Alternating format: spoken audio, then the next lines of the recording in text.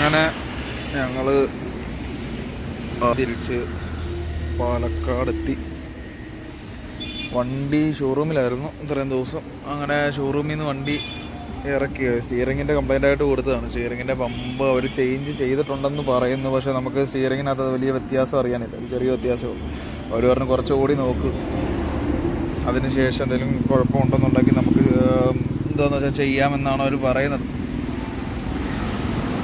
എന്തായാലും കൂടി നോക്കാമെന്ന് വെച്ചിരിക്കുന്നു. പിന്നെ പാലക്കാട് ഇവിടെ കിടക്കുന്നു. ഇവിടുന്ന് ലോക്കൽ വല്ലതും എടുത്ത് എറണാകുളം ഭാഗത്തോട്ടെങ്ങാനും പോയിട്ട് അവിടുന്ന് പൈനാപ്പിൾ എടുത്തുകൊണ്ട് പോകാം എന്നുള്ളൊരു പ്ലാനിങ്ങിലിരിക്കും. ഇന്നലെ നൈറ്റ് വന്നതാണ് ഞങ്ങൾ.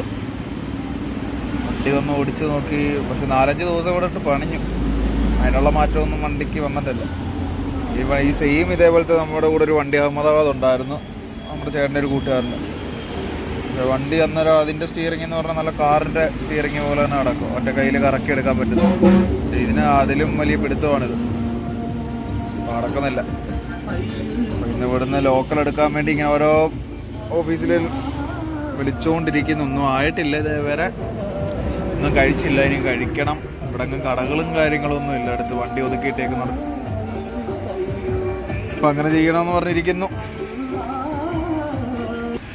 പിന്നെ ലെങ്തുള്ള വീഡിയോ ഇടണമെന്നുള്ള ആഗ്രഹമുണ്ട്, പക്ഷേ നെറ്റ്വർക്കിൻ്റെ പ്രശ്നം കൊണ്ടാണ് ലെങ്തുള്ള വീഡിയോ ഇടാത്തത്. ഒരു 5 മിനിറ്റ് ആയാൽ പോലും ഒരുപാട് സമയം എടുത്തിട്ടാണ് വീഡിയോ അപ്ലോഡ് ആകുന്നത്. ഇനിയിപ്പോൾ സിമ്മോ എല്ലാം ചേഞ്ച് ചെയ്ത് വല്ലതും എടുക്കണം, അങ്ങനെ ചെയ്യണമെന്നുള്ളത്.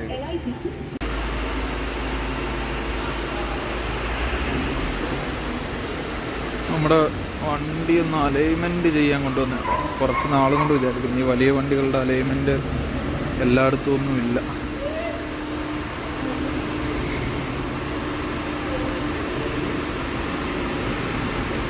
അലൈൻമെൻറ്റിൻ്റെ കാര്യങ്ങളൊക്കെ കഴിഞ്ഞിന്. ടയറൊന്ന് തിരിച്ചിടും. ഞങ്ങളങ്ങനെ പാലക്കാട്ടുനിന്ന് കാലിയോടി വാഴക്കുളത്ത് വന്നു.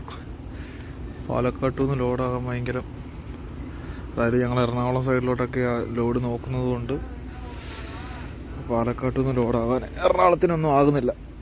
അതുപോലെ തന്നെ വാടകയും വളരെ കുറവ്. അപ്പോൾ പിന്നെ ഞങ്ങൾ വൈകുന്നേരം ആയപ്പോഴത്തേക്ക് നേരെ ഇങ്ങെത്തി. വണ്ടി അലൈൻമെൻറ്റും കാര്യങ്ങളും ഒക്കെ ഒന്ന് ചെക്ക് ചെയ്യണമായിരുന്നു. എല്ലാം ചെയ്തിട്ട് നേരെ ഇവിടെ എത്തി. ഇച്ചിരി മുന്നേ എത്തിയതേ ഉള്ളൂ. എത്തി ഫുഡൊക്കെ കഴിച്ചിട്ട് ഇങ്ങനെ ഇരിക്കുന്നു. നാളത്തേക്ക് ലോഡാകുന്ന ലക്ഷണമില്ല, ലോഡ് ഭയങ്കര മടുപ്പാന്നൊക്കെ പറയുന്നു. അപ്പം നാളെ കാണാം.